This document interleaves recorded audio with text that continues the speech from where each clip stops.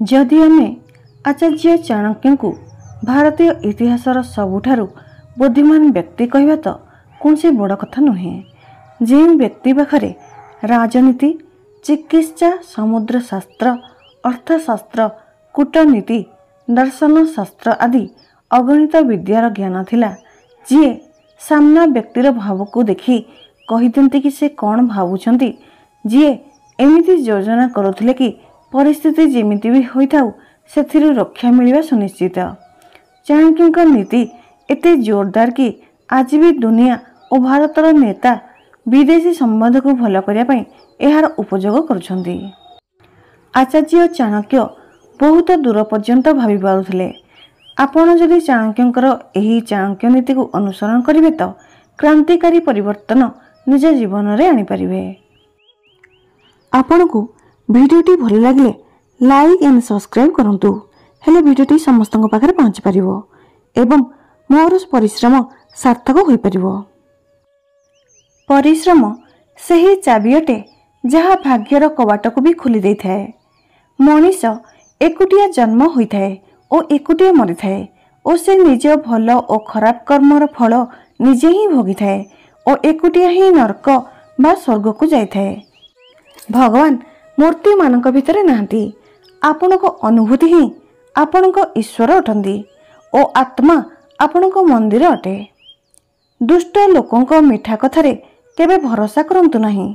से निज मूल स्वभाव को केबे भी छाड़ी पारंती नहीं। जेमिति सिंह हिंसा करिबा छाड़ी पारे नहीं। जदि सर्प विषधर भी नुहे तथापि से निजकू विषधर हेबार देखाइबा उचित। गुणरू मनुष्यर परिचय होइथाए। उच्च सिंहासन रे बसिले नुहे। जेपरी काऊ महलर उच्च शिखर रे बसिगले ताकू लोके गरुड़ कहिबा असंभव।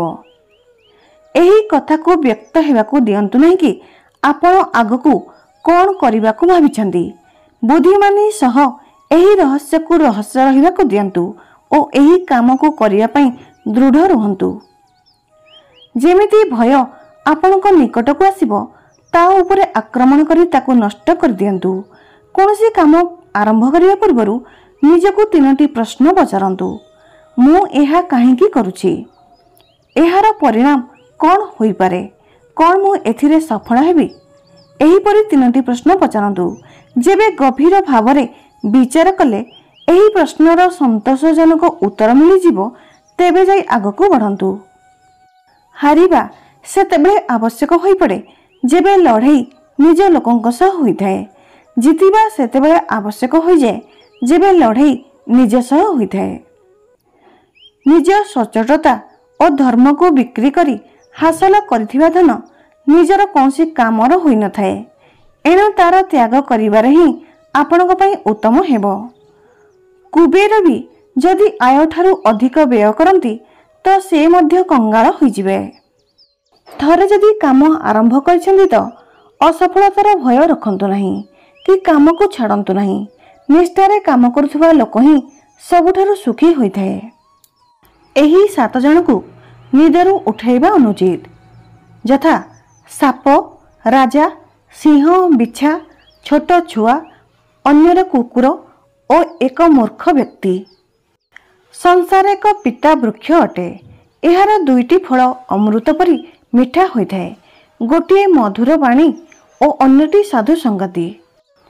विचार भल हेबा आवश्यक, काहेकि ना दुष्टिर चिकित्सा तो संभव अटे किंतु दुष्टि कोणर नुहे। सफल हेबा पई भल मित्रर आवश्यक होई थाए और अधिक सफल हेबा पई भल शत्रुर आवश्यकता होई थाए। जेपरी एक बाछुरी 1000 गाई मध्यरे निज माँ को चिन्हि पारि ता माँ पछरे चली थाए, सेहीपरि मनिषर भल मंद कर्म ता पछरे चली थाए। प्रत्येक मित्रता पछरे किछि ना किछि स्वार्थ रही थाए। एमिति कौनसी मित्रता नहीं जेउथिरे स्वार्थ नहीं। एहा एक कटु सत्य अटे। पक्षी सही गछरे बसा बांधे नहीं जेउथिरे फल नहीं। निर्धन सह बेश्या रुहे नहीं। नागरिक दुर्बल संगठनर समर्थन केबे करे नहीं। संतुलित मस्तिष्क परी कौन सुंदरता नहीं। संतोष जेपरी कौन सुख नहीं। लोभ जेपरी कौन रोग नहीं और दया परी कौन पुण्य नहीं। यही 8 जन अन्यर कष्ट बुझंती नहीं। राजा, बेश्या, जमराजा, अग्नि, छोट छुआ, चोर, भिकारी और शुद्ध असूल करुवा लोक। ही बुद्धिमान मनुष्य निज धन तांको दियंतु जे तार योग्य होइथिबो, आउ काहाकु नुहे।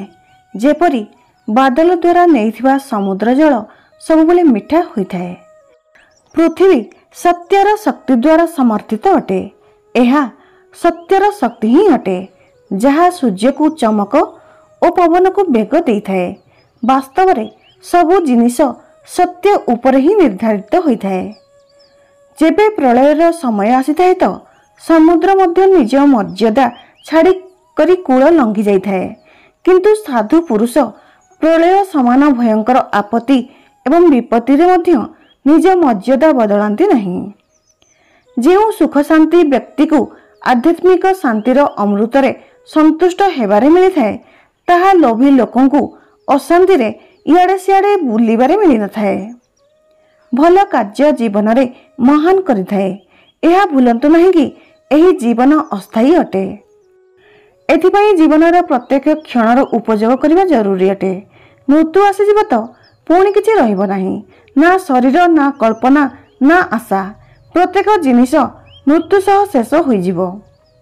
जो लोक परमात्मा पर्यंत पहुँचवाक चाहते तांकु वाणी, मन, इंद्रियर पवित्रता और एक दयालु हृदयर आवश्यकता होइथाए। कौनसी मनुष्यर वर्तमान स्थिति को देखी तार भविष्यतर मजाक उड़ाइबा उचित नुहे। कहीं समय ठारे एते शक्ति थाए जे से सामान्य कोयला खंड को हीरारे परिवर्तन करिपारे। जदि ज्ञान को उपयोगरे अणा जाए नहीं तो ताहा हजि जाए। व्यक्ति जदि अज्ञानी अटे तो हजि जाए।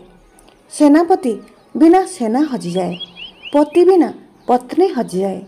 सही व्यक्ति अभागा अटे जे बुढ़ा काल स्त्रीर मृत्यु देखि थाए। से मध्य अभागा होइथाए जे निज संपत्ति संपर्क को समर्पी दिए। से भी अभागा होइथांती जे खाइबा पई अन्य उपरे निर्भर करिथाए।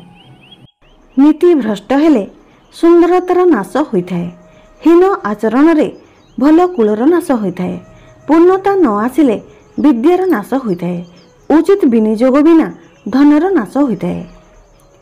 नीतिर उत्तमता ही व्यक्तिर सौंदर्यर गहना अटे। उत्तम आचरण रे व्यक्ति उच्च लोक को जाइथाए। सफलता ही विद्यार आभूषण अटे। उचित विनियोग ही संपत्तिर गहना अटे। जो जल धरित्री रे मिसी जाइछि ताहा शुद्ध अटे। परिवार को समर्पित पत्नी शुद्ध अटे। लोकंक कल्याण करुथुवा राजा शुद्ध अटे। सही ब्राह्मण शुद्ध होइथाए जे संतुष्ट रहिथाए।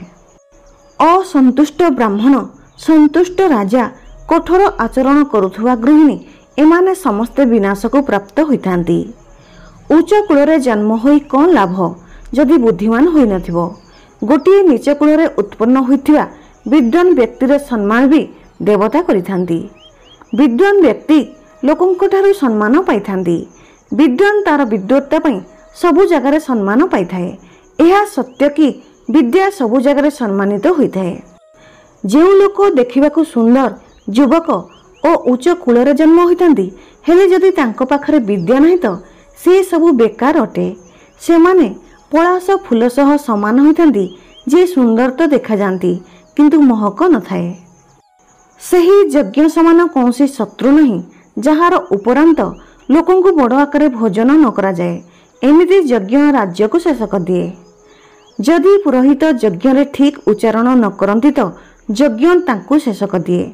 आउ जदि यजमान लोकों को दान भेट वस्तु देवार नहीं तो से मध्य यज्ञ द्वारा शेष हो जाए।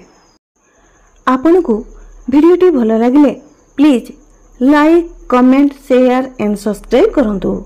जय जगन्नाथ।